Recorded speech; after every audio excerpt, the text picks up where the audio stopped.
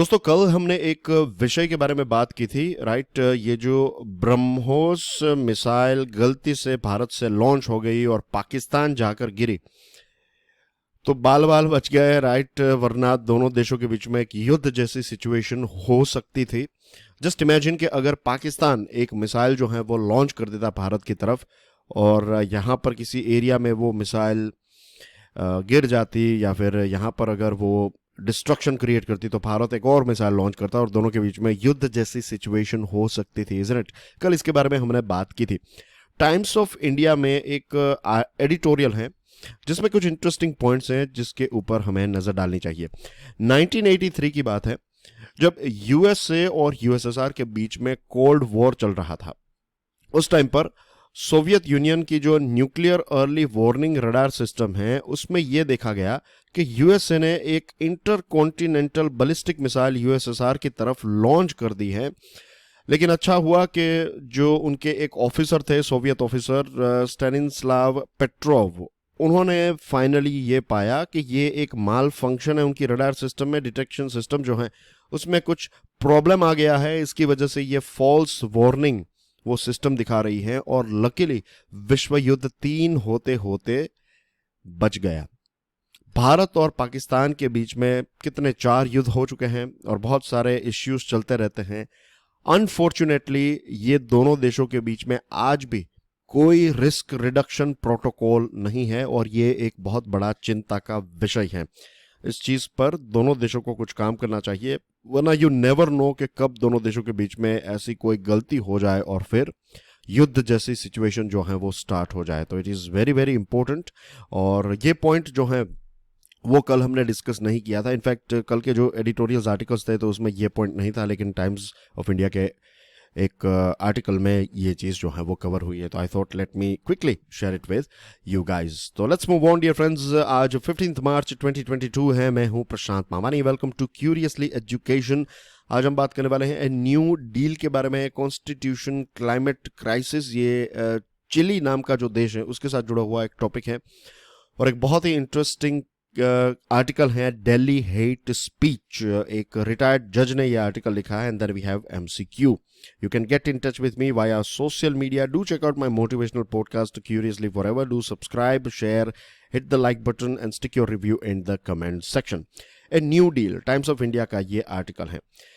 Vienna talks, Vienna में अभी एक मीटिंग हुई, एंड ये मीटिंग किस चीज को लेकर थी? JCPOA, यानी ये joint comprehensive plan of action, या फिर इसका नाम है ईरान न्यूक्लियर डील। अब मैं ईरान न्यूक्लियर डील के बारे में आपको बता दूं। 2015 में ये डील जो है वो फाइनल हो गई थी। इस डील में कौन कौन इन्वॉल्व हैं? ऑफ कोर्स नाम है ईरान न्यूक्लियर डील, तो ईरान तो इसमें इन्वॉल्व है ही। ईरान के साथ साथ यूरोपियन यूनियन भी इसमें इन्वॉल्व है, और P5 देश। P5 में कौन कौन आते हैं? USA, UK, France, Russia, China, और एक और देश है जो P5, ये P5 हो गया, right, permanent 5 members of United Nations security council, +1 plus Germany. तो ये हो गए 1 2 3 4 5 6 7 देश, 7 देश यूरोपियन यूनियन। और ये सारी डील जो है वो किसके तहत हुई? ये यूनाइटेड नेशंस के तहत हुई है, राइट। ये कोई ये 7 देशों के बीच में सिर्फ ये डील नहीं है, ये यूनाइटेड नेशंस की अम्ब्रेला के तहत, उसके बैनर के तहत ये डील हुई है, जिसका नाम है joint comprehensive plan of action, Iran nuclear deal. अब अगर आप ईरान के इतिहास में जाएं, I am going to be very brief here, आपको यकीन नहीं होगा कि एक वक्त था जब यूएसए और ईरान जो हैं उनके रिलेशनशिप बहुत ही अच्छे थे। जब रेवोल्यूशन हुआ ईरान में, आई थिंक 1979 में ये रेवोल्यूशन हुआ, उससे पहले ऐसी सिचुएशन थी कि ईरान में जो उनके राजा थे तो वो यूएसए के पपेट थे। यूएसए जितना कहता था उतना ही वो करते थे। लेकिन फिर ईरान के लोग जो हैं वो भड़क गए, और रिलीजियस लीडर्स ने भी एक स्टैंड लिया। बहुत सारी चीज़ें हुई, बेसिकली ईरानियन रेवोल्यूशन हुआ और फिर राजा जो हैं उनको देश छोड़कर भाग जाना पड़ा और फिर वहाँ पर नया सिस्टम क्रिएट हुआ और फिर वहाँ पर एक रिलीजियस लीडर होते हैं जो सबसे पावरफुल होते हैं और फिर प्रेसिडेंट जो हैं वो चुने जाते हैं और प्राइम मिनिस्टर्स एक्सेट्रा। तो ये सारी एक नई सिस्टम जो है वहाँ पर स्टार्ट हुई। तो बेसिकली थोड़ी एक USA anti USA type system जो है वो ईरान में स्टार्ट हो गई। अब ईरान की एक बात आप देखिए कि ईरान का दुश्मन कौन है, यूएसए। और एक लंबे समय से 1979 से अगर आप देखें तो आप देखिए 80 टू 90, फिर 90 टू 2000, 2000 टू 2010, 2010 टू 2020, तो लगभग 42 43 इयर्स हो चुके हैं। इतने सालों से यूएसए के साथ एक दुश्मनी मेंटेन करना जो है वो एक बहुत ही डिफिकल्ट टास्क है। ईरान टेक्नोलॉजी वाइज बहुत ही अच्छा देश है, रिसोर्सेज भी काफ़ी ज़्यादा हैं ईरान के पास, जैसे कि ऑयल एंड गैस ईरान के पास काफ़ी अच्छी क्वांटिटी में है। लेकिन ईरान के ऊपर एक लंबे समय से सैंक्शंस लग रहे हैं और ईरान जो है वो फिर फाइनली ये सोचा कि इराक पर यूएसए ने इसलिए चढ़ाई की, सदाम हुसैन वाला जो इराक है उस पर, क्योंकि इराक के पास न्यूक्लियर वेपन्स नहीं थे। तो अगर ईरान के पास न्यूक्लियर वेपन्स आ जाते हैं तो यूएसए कभी हिम्मत नहीं करेगा कि हमारे ऊपर वो वॉर करे या फिर चढ़ाई करे। Same thing goes with Ukraine as well. एक वक्त था जब यूएसएसआर जो है वो टूट गया, तो 1991 में डू यू नो कि रशिया से ज़्यादा पावरफुल यूक्रेन था। यस, ये हकीकत है। और you will be surprise to know this fact कि यूक्रेन जो है उनके पास न्यूक्लियर वेपन्स थे। फिर दुनिया ने यूक्रेन को ये कहा कि आप न्यूक्लियर वेपन्स जो हैं उनका त्याग कर दीजिए, शांति का मार्ग जो है इस पर चलिए, और आप पर कभी भी कोई आफत आएगी तो हम बैठे हैं, हम आपकी रक्षा करेंगे, हम आपको मदद करेंगे। आज क्या हुआ? आज यूक्रेन जो है उसकी मदद करने के लिए कोई आगे नहीं आ रहा है। मैं कुछ देश हैं जैसे कि पोलैंड है, यूके हैं, यूएसए हैं, कुछ दूसरे देश हैं जिन्होंने कुछ मिलिट्री इक्विपमेंट्स जो हैं वो यूक्रेन को दिए हैं, लेकिन तबाही तो यूक्रेन की ही हो रही है। जस्ट इमेजिन अगर उनके पास न्यूक्लियर वेपन्स होते तो रशिया कभी भी हिम्मत नहीं करता कि उनके ऊपर अटैक करे। Same thing goes with us as well. हमारे पास न्यूक्लियर वेपन्स है, इसलिए चाइना और पाकिस्तान जो है वो चुप बैठे हैं, वरना कब का हमारे ऊपर भी एक बड़ा सा अटैक जो है वो कर दिया होता। यहाँ पर हम न्यूक्लियर वेपन्स को प्रमोट नहीं कर रहे हैं, लेकिन ये एक रियलिटी है जिसको हमें समझना चाहिए। तो 2050 बेसिकली ईरान जो है वो न्यूक्लियर वेपन्स बनाने लगा था, ऐसा कहते हैं मीडिया रिपोर्ट में। ईरान ने कभी भी ये बात को माना नहीं है कि उनके पास न्यूक्लियर वेपन्स है या फिर वो न्यूक्लियर वेपन्स बना रहा है। ईरान ने हमेशा यही कहा है कि हम तो पावर जनरेशन के लिए यूरेनियम और इन सारी चीज़ों का इस्तेमाल कर रहे हैं। बट वी ऑल नो कि सिर्फ पावर जनरेशन नहीं, साइड में आप न्यूक्लियर वेपन्स जो हैं वो भी बनाएंगे, बिकॉज आपकी हिस्ट्री और यूएसए के साथ जो जिस प्रकार का तनाव है वगैरह वगैरह, राइट।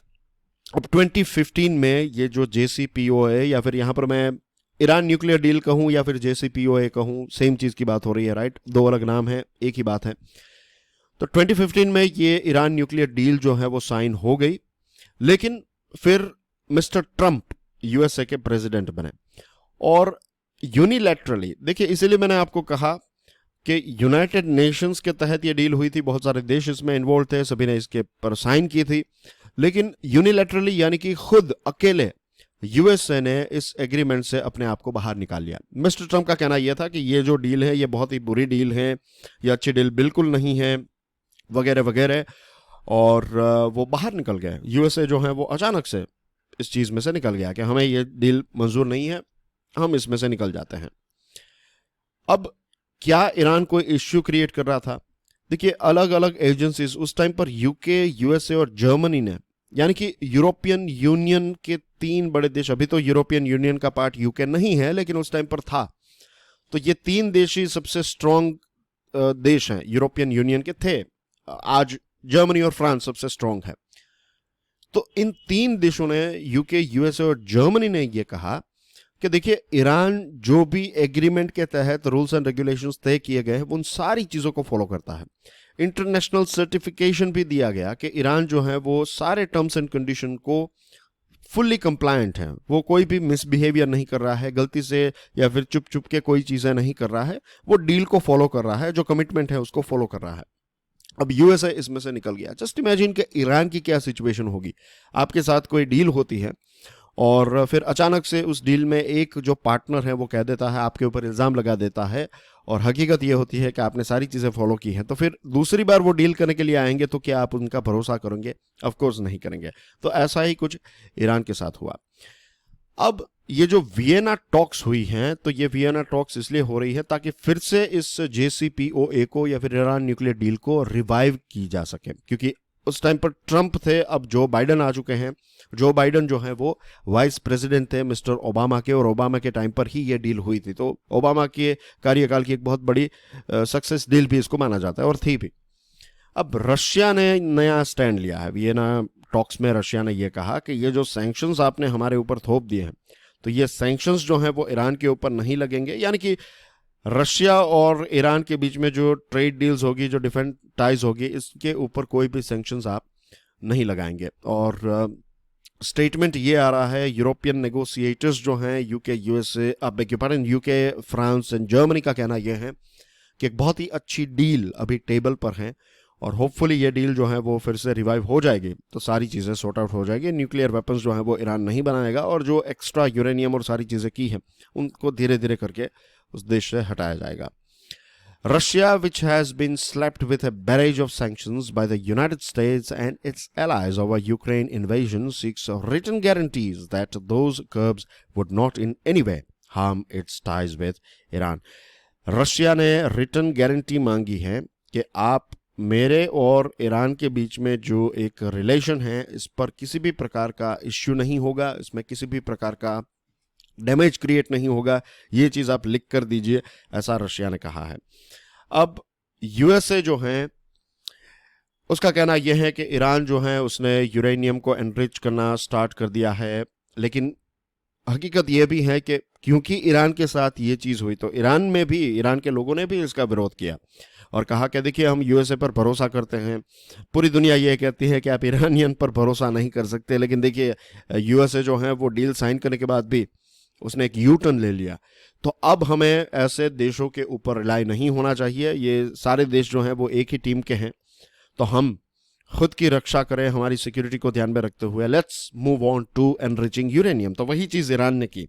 ईरान ने अपना यूरेनियम जो है वो एनरिच करना स्टार्ट कर दिया, और कुछ एडवांस्ड सेंट्रीफ्यूज जो हैं वो स्टार्ट कर दिए कुछ न्यूक्लियर पावर प्लांट्स में, और कहते हैं कि अब कुछ महीनों के अंदर ही ईरान के पास जो है वो न्यूक्लियर बॉम्ब बनाने की टेक्नोलॉजी जो है वो उनके पास आ जाएगी। एक बार उनके पास न्यूक्लियर वेपन्स आ गए, उसके बाद ड्रॉप करवाना जो है वो नियरली इम्पॉसिबल है, राइट। आज की सिचुएशन को ध्यान में रखते हुए कोई भी देश अपने पास एक बार न्यूक्लियर वेपन्स आ गए, फिर उनको मनाना और उनके पास से वो न्यूक्लियर वेपन का त्याग करवाना जो है वो लोहे के चने चबाने जैसा है। तो US, Europe are reportedly looking for an alternative to revive the deal without Russia. अब यूएसए और यूरोप के जो देश हैं, क्योंकि ये यूक्रेन का इश्यू हुआ, तो अब वो ये सोच रहे हैं कि कैसे हम रशिया को इस पूरी डील में से निकाल दें। अब जैसे मैंने आपको बताया कि P5 का मेंबर है रशिया, तो आप ऐसे ही उसको निकाल नहीं सकते। दूसरी चीज़, रशिया ओरिजिनल सिग्नेटरी है JCPOA का, और बहुत सारी चीज़ें जो हैं वो रशिया को दी गई हैं, यानी कि कुछ रिस्पॉन्सिबिलिटीज रशिया की भी हैं।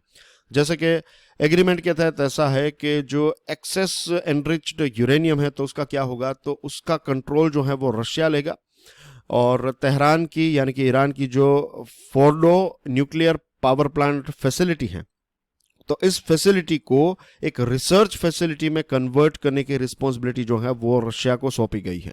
तो आप रशिया को इस डील में से नहीं निकाल सकते। फिर ईरान को सपोर्ट करता है रशिया और चाइना, और रशिया और चाइना के रिलेशनशिप भी अच्छे हैं, ईरान और चाइना के रिलेशनशिप भी अच्छे हैं। तो ऐसी सिचुएशन में आप कैसे चाइना को निकालेंगे, कैसे रशिया को निकालेंगे? इट मीन्स रशिया को निकालने की बात आएगी तो कभी भी चाइना और ईरान जो है वो इस बात पर नहीं मानेंगे। तो चीज़ें जो हैं वो थोड़ी और ज़्यादा कॉम्प्लेक्स होती जा रही हैं, और सबसे इम्पोर्टेंट चीज़ ये है जो मैंने आपको बताया कि कुछ ही महीनों के अंदर ईरान जो है वो न्यूक्लियर वेपन्स अचीव कर सकता है। तो ये जो डील चल रही है यूक्रेन और रशिया का जो इश्यू है, दैट्स अ डिफरेंट इश्यू।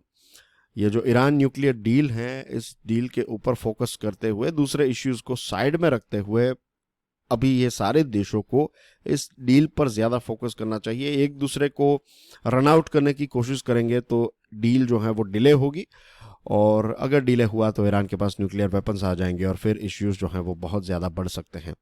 तो लेट्स होप कि यहाँ पर कोई सॉल्यूशन निकले, वरना चीज़ें जो हैं वो और ज़्यादा डेंजरस हो जाएगी। एक और देश के पास न्यूक्लियर वेपन्स आ जाएंगे, जस्ट इमेजिन। तो I hope this whole deal और सो फार जो भी चीज़ें हुई ये क्लियर हो चुकी होगी आपको। अब बात करते हैं एक इंटरेस्टिंग टॉपिक के बारे में। पायोनियर का ये आर्टिकल है। चिली, चिली जो है वो एक साउथ अमेरिका का देश है। ये रहा साउथ अमेरिका मैप आपकी स्क्रीन पर। और चिली क्या कर रहा है? चिली अपने कॉन्स्टिट्यूशन को फिर से लिख रहा है, और इसके पीछे रीजन क्या है? क्लाइमेट चेंज और इकोलॉजिकल क्राइसिस। ये दो ऐसी चीजें हैं जिसकी वजह से वो अपने कॉन्स्टिट्यूशन को फिर से रीराइट कर रहा है। देखिए, चिली को एक बार देख लेते हैं, फिर बाद में बात करते हैं। तो ये रहा आपकी स्क्रीन पर, ये देख सकते हैं साउथ अमेरिका का मैप। तो ये ब्राजील है, ये है बोलिविया, यहाँ पर आप पेरू नाम का देश है उसको देख सकते हैं, and then you can see this is Argentina. ये वाला देश जो है, यहां से बॉर्डर स्टार्ट होती है, ये बॉर्डर है पूरी। और ये वाला जो देश है, आटाकामा डेजर्ट के बारे में आपने सुना होगा, driest place on this earth, Atacama desert. यहाँ पर पैसिफिक ओशन है, राइट। ये ट्रॉपिक ऑफ कैप्रिकॉन यहाँ से निकल रही है, देखिए। तो ये है चिली, राइट। और थोड़ा और अगर नीचे देखें तो ये वाला पोर्शन कैसा लगता है आपको? मुझे ये वाला पोर्शन जो है ना वो केरला जैसा लगता है। जैसे हमारे देश में जो केरला स्टेट है वो कैसे एक पतला सा स्टेट है लेकिन थोड़ा लंबा है, वैसे ही चिली जो है वो एक बहुत ही लंबा देश है लेकिन बहुत ही उसकी विड्थ जो है वो बहुत ही कम है। तो यहाँ तक नीचे तक पहुंचता है ये देश चिली, राइट। और सेंटियागो जो है वो इसका कैपिटल है। अब चिली अपना कॉन्स्टिट्यूशन लिख रहा है क्लाइमेट चेंज और इकोलॉजिकल क्राइसिस की वजह से, और साउथ अमेरिका के ये देश ने एक इमरजेंसी डिक्लेयर कर दी है, climate and ecological emergency. 155 representatives जो हैं वो कॉन्स्टिट्यूशन को फिर से लिख रहे हैं। एक नया कॉन्स्टिट्यूशन, एक अपग्रेडेड कॉन्स्टिट्यूशन जो है वो चिली में बन रहा है। अब क्यों ये चीज करना चाहते हैं, उसके पीछे रीजन ये है कि चिली के अगर आप इतिहास को देखेंगे तो दूसरे साउथ अमेरिका के देशों के मुकाबले चिली में पॉलिटिकल स्टेबिलिटी जो है ये रीजनेबली अच्छी रही है। पॉलिटिकल स्टेबिलिटी सही रही है, और इकोनॉमिक ग्रोथ जो है वो हम ऐसा ग्राफ नहीं देख सकते उनका, लेकिन आई वुड से कि धीरे धीरे ग्राफ जो है मींस अच्छा ही जा रहा है, क्रूजिंग स्पीड पर जा रहा है, right. It's not a big high speed नहीं है, क्रूजिंग स्पीड, राइट। एक खाली हाईवे होता है और आप कार लेकर निकल रहे हैं तो आप 70-80 की स्पीड पर ऐसे ही क्रूज कर रहे हैं, तो that is cruising speed. You are not going too fast but reasonably अच्छी स्पीड है। अब चिली में ऐसा है कि वहां पर हमारे देश की तरह इनइक्वालिटी काफी है, क्योंकि डेवलपमेंट हुआ, ग्रोथ हुआ, लेकिन ग्रोथ का स्वाद जो है वो सभी लोगों को नहीं मिला है। आज भी वहां पर गरीबी और ये सारी चीजें काफी ज्यादा हैं। अब पूरी दुनिया इलेक्ट्रॉनिक व्हीकल्स की तरफ आगे बढ़ना चाहती है, और इलेक्ट्रॉनिक व्हीकल्स के लिए आपको चाहिए बैटरीज, और बैटरीज बनाने के लिए आपको चाहिए लिथियम। लिथियम एक ऐसी चीज़ है जो हम सब यूज़ करते हैं हमारे मोबाइल फ़ोन्स में। अभी तो स्मार्टफोन्स की बैटरीज आप नहीं निकाल सकते, लेकिन जब हम फीचर फ़ोन्स यूज़ करते थे तो बैटरी निकालते थे तो उसमें लिखा हुआ रहता था ना, लिथियम की बैटरी है। तो लिथियम एक बहुत ही इंपॉर्टेंट मेटल है, और चिली में भरपूर मात्रा में है। मीन्स ऑस्ट्रेलिया को छोड़ दे तो ऑस्ट्रेलिया के बाद सबसे ज्यादा लिथियम के रिजर्व जो है किसी देश के पास है तो दैट इज चिली। तो यू कैन इमेजिन कि एक ऐसा रिसोर्स इनके पास है जिसका इस्तेमाल पूरी दुनिया करना चाहती है और इलेक्ट्रॉनिक व्हीकल्स के लिए बैटरीज बनाना चाहती है। तो अब चिली जो है वो ये चाहता है कि हम ये क्लाइमेट चेंज और ये सारी चीज़ें हो रही है, लेकिन इसी के साथ साथ हम हमारे लोगों को फ्री एजुकेशन, हेल्थ केयर देना चाहते हैं, उनको हाउसिंग की फैसिलिटीज, ट्रांसपोर्टेशन, और प्राइवेट सेक्टर का रोल जो है वो कम करके पब्लिक वेलफेयर को और ज़्यादा बूस्ट करना चाहते हैं, ताकि एक और इक्वल सोसाइटी जो है वो चिली में क्रिएट की जा सके। अब चिली जो है वो लिथियम को ज़्यादा एक्सट्रैक्ट करने के लिए अपने कॉन्स्टिट्यूशन को चेंज कर रहा है, क्योंकि इकोनॉमी जो है वो उतनी अच्छी नहीं है। जैसे मैंने आपको बताया कि इनइक्वालिटी काफ़ी ज़्यादा है, और वो एक लेवल प्लेइंग फील्ड जो है वो सभी के लिए क्रिएट करना चाहते हैं। 1950 में जब हमारा 1950 के टाइम पर अगर हम देखें, जब हमारा देश जो है वो आज़ाद हुआ, तो उस टाइम पर हमारी प्रायोरिटी ये थी कि पूरा देश जो है वो एक रहे। जो आज पाकिस्तान है, बांग्लादेश है, तो एक समय पर ये सारी चीज़ें जो हैं वो भारत का पार्ट थी। तो उस टाइम पर हमारी प्रायोरिटी ये थी कि हम ऐसा एक कॉन्स्टिट्यूशन बनाएं कि ये पूरा जो रीजन है वो एक रहे, इसमें किसी प्रकार का डिवीजन ना हो। तो उस चीज़ को लेकर हम कॉन्स्टिट्यूशन और सारी चीज़ें कर रहे थे, लेकिन इवेंचुअली हुआ क्या, देश जो है वो टूट गया। तो आज चिली की जो प्रायोरिटी है वो ये है कि वो इकोनॉमिक ग्रोथ करें, राइट। अगर ग्रोथ नहीं होगा तो उनके पास से ये अपॉर्चुनिटी जो है वो चली जाएगी, और ईवी की मार्केट जो एक्सपांड हो रही है, तो इसमें चिली जो है वो बहुत ही इंपॉर्टेंट रोल प्ले करना चाहता है, और इस रिसोर्स का इस्तेमाल करते हुए वो पैसे कमाना चाहता है, जिसमें कोई गलत बात भी नहीं है। 1781 में यूएसए ने अपना कॉन्स्टिट्यूशन लिखा, और 240 सालों में पता है कितने अमेंडमेंट्स हुए इसमें? सिर्फ 23 अमेंडमेंट्स हुए। हमारे देश में 72 ईयर्स जितना वक्त हो चुका है, और 100 से भी ज़्यादा अमेंडमेंट हमारे देश में हो चुके हैं। अब यूएसए में इतने कम अमेंडमेंट हुए हैं, तो भी यूएसए जो है वो काफ़ी एक पैसे वाला देश है। वहाँ की आम जनता को अगर आप देखें तो उनकी एवरेज इनकम काफ़ी अच्छी है, ज़्यादा है कंपेयर टू बहुत सारे देश। और सोवियत यूनियन के टाइम पर जो व्लादिमीर लेनिन ने 1917 के रेवोल्यूशन के बाद कॉन्स्टिट्यूशन बनाया, लेकिन 1991 में ये सोवियत यूनियन कोलैप्स हो गया, 16 डिफरेंट कंट्रीज बन गए। उस टाइम पर जो सोशलिस्ट एक विचारधारा थी उनकी, कि सभी लोगों को इक्वल अपॉर्चुनिटी दी जाए और सभी लोगों को इक्वल ट्रीट किया जाए, ये जो थियरी थी कार्ल मार्क्स वाली थियरी, ये बेसिकली फेल इसलिए हुई क्योंकि हम सब इक्वल नहीं हैं। दिस इज ए रियलिटी, लोग जो हैं वो इक्वल। आप देख लीजिए किसी भी सोसाइटी में आपको देखने को मिलेगा कि कोई लोग ज़्यादा पैसे कमाते हैं, कोई कम कमाते हैं, किसी की फैमिली ऐसी है वैसी है, तो हर मीन्स डाइवर्सिटी हर जगह पर है। अब आप डाइवर्सिटी को छोड़कर equality is good thing, right, एक अच्छा आइडिया है। इक्वालिटी इन लेट्स से कि कोर्ट में आप जाए, जो लॉ हैं, इन सारी चीज़ों में इक्वालिटी होनी चाहिए। अगर प्रेसिडेंट किसी का मर्डर करते हैं तो उनको सजा होनी चाहिए, तो in front of law there should be equality. लेकिन सोसाइटी की जब हम बात करें तो इक्वालिटी जो है वो नहीं काम करती है, क्योंकि जो आइडियोलॉजी, मैं कार्ल मार्क्स की बात कर रहा हूँ, उनकी जो आइडियोलॉजी थी कि हर कोई, आप किसी जॉब में जा रहे हैं तो आपको सेम सैलरी मिलेगी। अगर आप ज़्यादा काम कर रहे हैं, कम काम कर रहे हैं, आपको सैलरी सेम मिलेगी। तो ऐसे सिस्टम कब तक चलेगी? जस्ट इमेजिन के 10 लोग काम करें एक फैक्ट्री में, और इसमें से 9 लोग कड़ी मेहनत करें, एक व्यक्ति जो है वो बस ऐसे ही बैठा है लेकिन उसको सैलरी मिलती जाएगी। तो फिर ये 9 में से कुछ और लोग जो हैं वो भी ये चीज़ करने लगेंगे कि भाई कुछ नहीं करे तो भी सैलरी मिल रही है, तो हम काम क्यों करें। तो ये एक नेचुरल टेंडेंसी हमें देखने को मिलेगी। तो यही चीज़ जो है वो सोवियत यूनियन के समय में भी हुई, कि उनकी जो फैक्ट्रीज और जो एक काम करने का तरीका था वो ऐसी चीज़ थी उनकी। तो बेसिकली वो फेल हुए। सोवियत यूनियन जो है उसने इस चीज़ को इग्नोर किया कि लोग जो हैं वो अगर देखा जाए तो इक्वल नहीं है। अगर आपके पास कोई स्किल है तो उस स्किल के हिसाब से आपको अपॉर्चुनिटी मिलनी चाहिए। फिर आपको भी वहाँ पर बांध दिया जाए और कहे कि नहीं, आपको फैक्ट्री में ही काम करना है, सरकारी फैक्ट्रीज ही होंगी। आप बिजनेस करना चाहते हैं तो भी आपको नहीं अलाउ किया जाएगा। आप ज़्यादा से ज़्यादा मैनेजर बन जाइए, और मैनेजर की भी सैलरी जो है वो फिक्स रहेगी।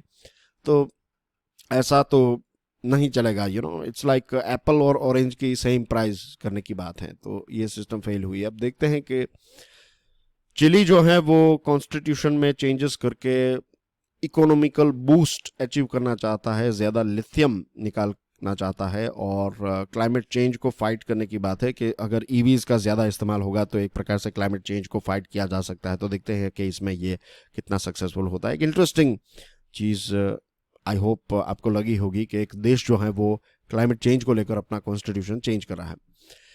Moving on to next topic, interesting article है Delhi hate speech case, Indian Express का आर्टिकल है। आप चाहे तो इसको पढ़ सकते हैं, राइट। ये इंडियन एक्सप्रेस की वेबसाइट पर अवेलेबल है, और इस आर्टिकल को लिखा है रेखा शर्मा ने। रेखा शर्मा जो है, ये जस्टिस रेखा शर्मा है, वो दिल्ली हाई कोर्ट के जज हैं, फॉर्मर जज। आपने शायद जस्टिस HR खन्ना का नाम सुना होगा, नहीं सुना है तो let me tell you why he is famous. ADM Jabalpur case जो है उसमें उन्होंने ये कहा कि भले ही देश में इमरजेंसी चल रही हो, लेकिन पर्सनल लिबर्टी जो है ना एक व्यक्ति की, उसको आप हटा नहीं सकते। This is inalienable. आपकी जो पर्सनल लिबर्टी है, व्यक्तिगत स्वतंत्रता है, ये इमरजेंसी के टाइम पर भी सरकार आपसे नहीं छीन सकती। और ये एक बहुत ही टफ स्टैंड लिया था, एक बहुत ही अच्छा स्टैंड लिया। इसकी वजह से आज भी जस्टिस HR खन्ना को याद किया जाता है, एंड आई एम श्योर आने वाले समय में भी उनको याद किया जाएगा। दिल्ली हाई कोर्ट के चीफ जस्टिस जो रिटायर हुए 12 मार्च को, इनका नाम है DN पटेल। DN पटेल साहब के पास भी ऐसी एक अपॉर्चुनिटी आई थी, लेकिन उन्होंने इस अपॉर्चुनिटी को पास कर दिया या फिर मिस कर गए। It is about A case of hate speech. अब जस्टिस पटेल के सामने जो केस आया था उसमें सोशल एक्टिविस्ट हर्ष मंदेर ने कोर्ट के पास गए और कहा कि दिल्ली पुलिस को बीजेपी के कुछ बड़े बड़े लीडर्स हैं, जिसमें अनुराग ठाकुर, परवेश वर्मा, कपिल मिश्रा, अभय वर्मा, तो इन सारे लोगों के खिलाफ FIR रजिस्टर होनी चाहिए, क्योंकि जो लोग सिटीजनशिप अमेंडमेंट एक्ट का विरोध कर रहे थे तो इनके खिलाफ इन्होंने कुछ हेट स्पीचेस दी हैं। ऐसा हर्ष मंदेर ने अपने रिट पिटीशन में कहा। अब ये जो वायलेंस हुए नॉर्थ ईस्ट दिल्ली में, इसमें 53 लोगों की मृत्यु हो गई और बहुत सारे लोग जो हैं वो इंजर्ड हो गए। और कहते हैं, आई एम नॉट सेइंग कि इसी वजह से हुआ है, अब इसलिए मैंने कहा कि आप चाहे तो इस आर्टिकल को पढ़ सकते हैं, लेकिन कहते हैं कि ये हेट स्पीचेस की वजह से ये वायलेंस जो है वो स्टार्ट हो गया। अब ये केस जब चीफ जस्टिस की बेंच के सामने आया, उससे पहले जस्टिस S मुरलीधरन ये केस को हैंडल कर रहे थे। और देखिए डेट पर अटेंशन पे कीजिएगा, 26 फरवरी 2020 की बात है। ये लॉकडाउन से पहले का एक महीना। तो उसमें जस्टिस S मुरलीधरन जो हैं, उनके सामने ये पूरा केस आया और फिर ये जो वीडियोस हैं, ये जो स्पीचेस हैं, उसके वीडियोस कोर्ट के सामने रखे गए। और फिर कोर्ट ने ये प्रश्न पूछा, पुलिस को ये प्रश्न पूछा कि क्यों कोई भी FIR जो है वो रजिस्टर नहीं की है।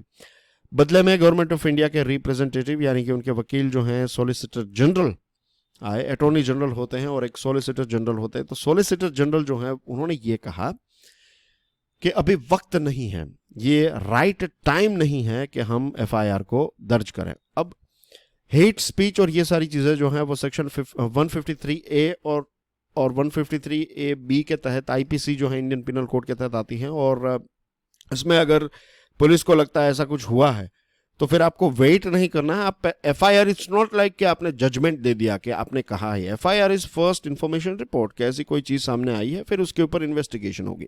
जस्ट इमेजिन कि अगर FIR ही दर्ज नहीं हुई है तो इसका मतलब है कि इन्वेस्टिगेशन ही आगे नहीं बढ़ेगी। तो जस्टिस मुरलीधरन साहब ने कहा कि टाइम आप बता रहे हैं, मीन सॉलिसिटर जनरल ये कह रहे हैं कि ये पर्याप्त या फिर ये अप्रोप्रिएट टाइम नहीं है, ये राइट टाइम नहीं है कि FIR दर्ज की जाए। तो जज ने पूछा, कोर्ट ने पूछा कि आपको क्या लगता है कौन सा टाइम जो है वो प्रॉपर होना चाहिए, कब इसको लेकर FIR जो है वो दर्ज होनी चाहिए। तो सॉलिसिटर जनरल ने ये कहा कि अभी मैं आपको कोई टाइम फ्रेम नहीं बता सकता। लेकिन कोर्ट ने इस चीज़ को काफ़ी सीरियसली लिया और कोर्ट ने पुलिस को कहा कि आप सीरियसली सोचिए इसके बारे में कि हर एक दिन जो पास हो गया, अगर कहीं पर हेट स्पीच दी गई है और आप इसके ऊपर कोई एक्शन नहीं ले रहे हैं तो फिर इसका अंजाम क्या आ सकता है आपको पता है। तो फिर उसके अगले दिन यानी कि 27 फरवरी 2020 को स्पेशल कमिश्नर ऑफ पुलिस जो हैं उन्होंने कोर्ट को ये आश्वासन दिया कि मैं खुद ये सारे वीडियोस देखूंगा और मेक श्योर करूंगा कि ये वीडियोस और सारी चीज़ों के देखने के बाद एक कॉन्शियस डिसीजन लूं और आपको इन्फॉर्म करूंगा, कोर्ट को इन्फॉर्म करूंगा कि इसमें आगे क्या होना चाहिए। राइट। अब 26 फरवरी को ही एक नोटिफिकेशन आया और जस्टिस मुरलीधरन साहब जो हैं उनको Punjab and Haryana high court में ट्रांसफ़र किया गया। और उसके बाद ये मैटर जो है वो चीफ जस्टिस जो पटेल साहब हैं वो चीफ जस्टिस थे, तो उनके पास ये मैटर आई और सॉलिसिटर जनरल ने कोर्ट को ये कहा कि हमें थोड़ा वक्त चाहिए, ये बहुत ही कॉम्प्लेक्स केस है। तो 4 हफ्तों का वक्त मांगा और कोर्ट ने 4 हफ्तों का वक्त जो है वो इजीली दे दिया। 13 अप्रैल 2020 को नेक्स्ट हियरिंग की डेट दे दी। अब देखिए, कोर्ट ने यह भी नहीं पूछा कि कमिश्नर ऑफ जो special police commissioner of police है उन्होंने क्या वीडियोस को देखा नहीं देखा, ऐसे ही वक्त जो है वो एक्सटेंड कर दिया। और फाइनली हुआ ये कि जो व्यक्ति मीन्स जो कोर्ट हैं जिनको कॉन्स्टिट्यूशन के तहत लोगों की लाइफ एंड लिबर्टी के कस्टोडियन और प्रोटेक्टर माना जाता है, उसने ही इस चीज़ को शायद लाइटली लिया, और जुलाई 2020 में जो पेटिशनर हैं उसने अपनी रिट पिटीशन को विड्रॉ कर लिया और ये केस जो है वो डिले होता गया। लॉर्ड मैन्सफील्ड ने कहा है, लेट जस्टिस बी डन दो हेवन्स फॉल। अगर अंबर भी फट जाए, राइट, अगर कुछ भी हो जाए, भले ही हो जाए, भले ही कितना ही डैमेज पॉलिटिकल हो जाए, कुछ भी हो जाए, लेकिन न्याय अगर आपको देना है, मीन्स न्याय करने के टाइम पर या फिर जस्टिस डिलीवरी आप कर रहे हैं या फिर उसकी प्रोसेस में आगे बढ़ रहे हैं, तो किसी का कितना भी नुकसान क्यों ना हो जाए, आपको जस्टिस डिलीवर करना चाहिए, उस दिशा में आगे बढ़ना चाहिए। तो यहाँ पर एक बहुत बड़ा प्रश्न उठता है। और जस्ट इमेजिन, कल हम पुलिस के बारे में बात कर रहे थे, तो अगर पुलिस स्वतंत्रता होती, पुलिस की स्वतंत्रता होती, अगर एक पुलिस बोर्ड ही पुलिस की ड्यूटीज, ट्रांसफर, प्रमोशन, ये सारी चीज़ें देखता, गवर्नमेंट का इंटरफियरेंस इसमें नहीं होता, राइट, ये सारी चीज़ें अगर हमारे देश में होती तो क्या इतना वक्त लगता एफआईआर को दर्ज होने में, राइट। और फिर जजेस की ट्रांसफर्स जो हैं वो जिस प्रकार से हुई, तो ये भी कुछ बड़े प्रश्न उठाते हैं। और ये आर्टिकल जो है वो भी लिखा है एक रिटायर्ड जज ने, तो यू कैन इमेजिन के सिस्टम जो है वो कैसे काम कर रहे हैं। आई एम नॉट सेइंग कि कोई इसमें जो जिनका नाम लिया गया है, बड़े बड़े बीजेपी के लीडर्स के नाम हैं, तो वो गुनहगार हैं, वो हम नहीं डिसाइड कर सकते, वो कोर्ट डिसाइड करती है, right. We can not say, ये इट्स नॉट मीडिया कि मीडिया ट्रायल नहीं चल रहा है यहाँ पर, right. We are just acquiring knowledge और ऑब्जर्विंग थिंग्स कि क्या चीज़ें होनी चाहिए, मीन्स कॉमन सेंस का इस्तेमाल करें तो क्या होना चाहिए। आई थिंक एफआईआर दर्ज होनी चाहिए, इन्वेस्टिगेशन होनी चाहिए, एक इम्पार्शियल, राइट, किसी पक्षपात के बिना एक इन्वेस्टिगेशन हो और देश और दुनिया के सामने चीज़ें आए, कोर्ट के सामने चीज़ें आए और पता चले कि ये चीज़ें हुई थी, और फिर कोर्ट जो है वो डिसाइड करेगी कि क्या सही है, क्या गलत है, कौन सही है, कौन गलत है, and this is the best process. लेकिन अगर यही चीज़ किसी और एक साधारण व्यक्ति के खिलाफ होती तो कब की शायद एफआईआर दर्ज होता थी, लेकिन कुछ बड़े बड़े नाम इसमें शामिल हैं, तो इस वजह से शायद ये केस जो है वो डिले ही होता रहा है। Anyway, this is the country in which we are living, right. इसमें बहुत सारी अच्छी बातें हैं तो कुछ खामियां भी हैं, और ये सारी खामियां जो हैं वो जापान, यूके, यूएसए के लोग आकर इन खामियों को नहीं हटाएंगे। हमें ही as a citizen of this country, हमें ही इन सारी खामियों को हटाना पड़ेगा, with education, right, with consciousness, with awareness.